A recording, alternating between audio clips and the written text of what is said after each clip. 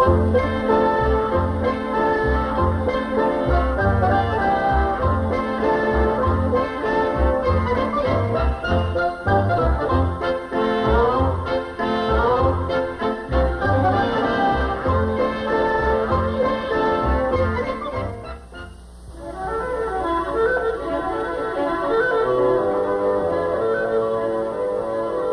in the forest on the shores of the great lake we call Lake Michigan lived an Ottawa Indian boy. The boy had a name, but everyone had forgotten it. They called him Lazy Bones, but they said it with a smile, for the boy wasn't really lazy. It was just that he was always watching, always wondering by himself.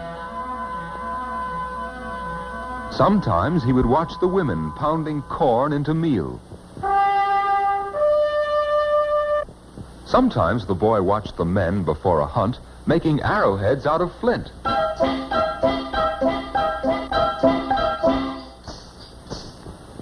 But the boy didn't help them. Instead, he went by himself, far into the woods, always quiet, always watching. He saw where the red squirrel hid its nuts. He saw where the deer drank and where the wolverine left his big paw marks. He had one friend, a little girl named Gray Fawn, and he told her stories about the woods. The woods and I understand each other. The trees are my friends. The birds and bees are my friends, and the animals come at my call. Oh,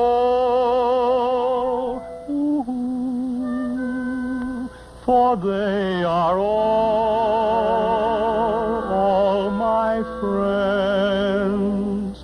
One morning, Gray Fawn went to gather berries, and by late afternoon she had not yet returned. The men of the tribe found her moccasins near the lake, but they didn't find Gray Fawn.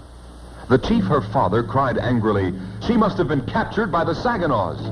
The men painted their faces and prepared for war.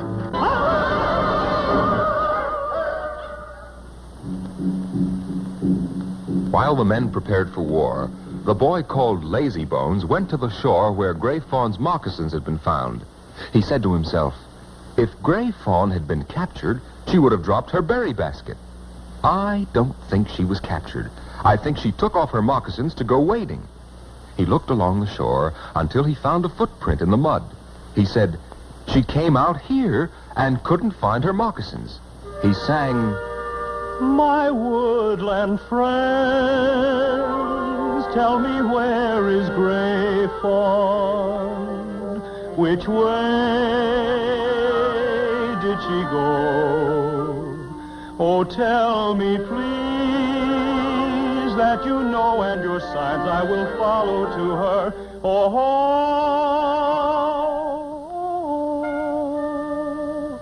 Gray Fawn and I are your friends. When the boy sang the song, a porcupine that had been gnawing young willow shoots stopped and stared at him.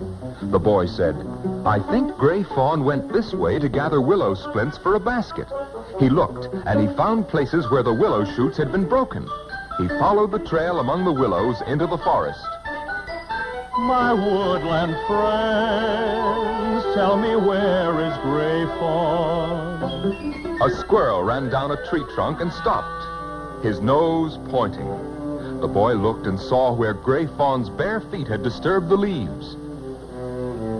Which way did she go?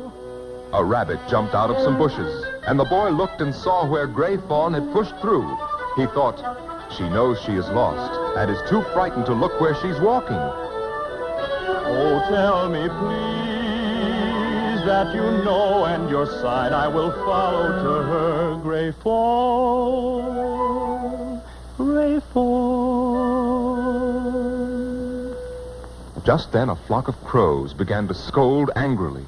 The boy went to the noise, for he knew that crows will scold when they're disturbed by someone who has no weapons. There, under a tree, he found Gray Fawn. The boy took Gray Fawn by the hand, and they set out for home. See, there. And when the men saw the children, they laughed with relief and joy. And the chief, Gray Fawn's father, put his hand on the boy's head and said, "Now I will give this boy a name. I will call him Little Hawk, for he has the sharpest eyes of all the Ottawas."